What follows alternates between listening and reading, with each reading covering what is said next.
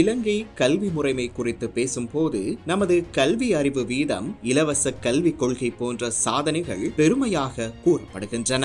ஆனால் இந்த மேம்போக்கான வெற்றிகளின் கீழ் காலத்திற்கு ஒவ்வாத, சமத்துவமற்ற, மாணவர்களின் உண்மையான திறன்களை நசுக்கும் ஒரு கல்வி அமைப்பு செயல்பட்டு வருகிறது.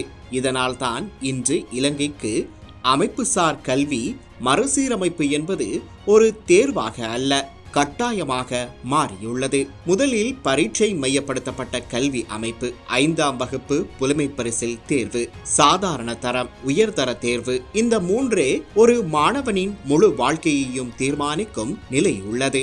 ஆண்டுதோறும் சுமார் 3 லட்சம் மாணவர்கள் உயர்தர தேர்வுக்கு தோற்றினாலும் 25% குறைவானவர்களே அரசு பல்கலைக்கழகங்களில் சேர முடிகிறது. மீதமுள்ள பெரும்பான்மை மாணவர்கள் தோல்வியாளர்களாக முத்திரை குத்தப்படுகிறார்கள்.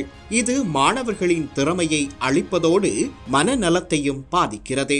இரண்டாவது, கல்வி மற்றும் தொழில் சந்தை இடையிலான முரண்பாடு. இன்று இலங்கையில் பட்டதாரிகளுக்கான வேலை வாய்ப்பின்மை ஒரு பெரும் பிரச்சனையாக உள்ளது. அதே நேரத்தில் தொழில்துறைகளில் தொழில்நுட்ப திறன்கள், டிஜிட்டல் அறிவு, நடைமுறை அறிவு கொண்ட பணியாளர்கள் இல்லை என்ற புகாரும் உள்ளது. இது நமது பாடத்திட்டங்கள் காலத்திற்கேற்ப புதுப்பிக்கப்படவில்லை என்பதற்கான தெளிவான சான்று. மூன்றாவது, கல்வியில் சமத்துவமின்மை. கல்வி இலவசமாக இருந்தாலும் தரமான கல்வி எல்லோருக்கும் சமமாக கிடைப்பதில்லை.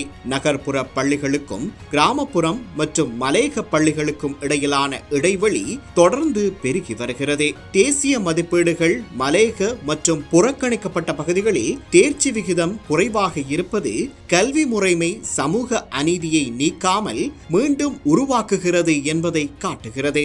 நான்காவது, ஆசிரியர் பயிற்சி மற்றும் சுதந்திரத்தின் குறைவு. சிலபஸை முடிக்க வேண்டும் என்ற அழுத்தத்தில் ஆசிரியர்கள் சிந்தனை, படைப்பாற்றல், விமர்சன திறன் போன்றவற்றை வளர்க்க முடியாமல் உள்ளனர். செயற்கை நுண்ணறிவு, தானியக்கம் போன்ற உலகத்தை மாற்றும் இந்த காலகட்டத்தில் இத்தகைய கல்வி முறை மாணவர்களை எதிர்காலத்துக்கு ஏற்றால் போல் தயாரிக்கவில்லை. இந்த சூழலில் NPP அரசாங்கம் இந்த நீண்டகால தேவையை புரிந்து கொண்டு கல்வி மறுசீரமைப்பை தொடங்கியிருப்பது நாட்டிற்கு நல்ல செய்தி. நாளை 29ஆம் தேதி கல்வி அமைச்சர் மற்றும் பிரதமர் கலாநிதி அருணி அமரசூரிய தலைமையில் அத்துருகிரிய குணசேகர வித்தியாலயத்தில் 1ஆம் வகுப்பு மாணவர்களுக்கான கல்வி மறுசீரமைப்பு நடைமுறை ஆரம்பிக்கப்படுகிறது.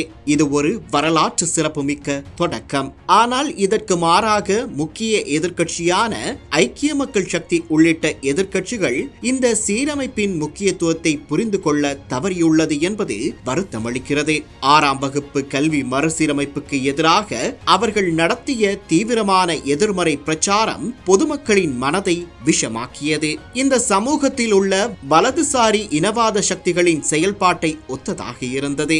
இதன் விளைவாக அரசு 6ஆம் வகுப்பு கல்வி மறுசீரமைப்பை 2027ஆம் ஆண்டுக்கு ஒத்திவைக்க தீர்மானித்தது. இந்த இடைப்பட்ட காலத்தில் பொதுமக்கள், கல்வியாளர்கள், அறிவுஜீவிகள் ஆகியோருக்கு கல்வி மறுசீரமைப்பின் அவசியத்தை விளக்கி சமூக ஒப்புதலை உருவாக்குவதே அரசின் நோக்கமாக குறிப்பிடப்படுகிறது. கல்வி என்பது பாடநூல்கள் மற்றும் பரீட்சைகள் மட்டுமல்ல, அது ஒரு நாட்டின் எதிர்காலத்தை வடிவமைக்கும் அடித்தளம். அந்த அடித்தளம் சிதைந்திருந்தால் கட்டடம் எவ்வளவு உயரமாக இருந்தாலும் அது நிலைக்காது.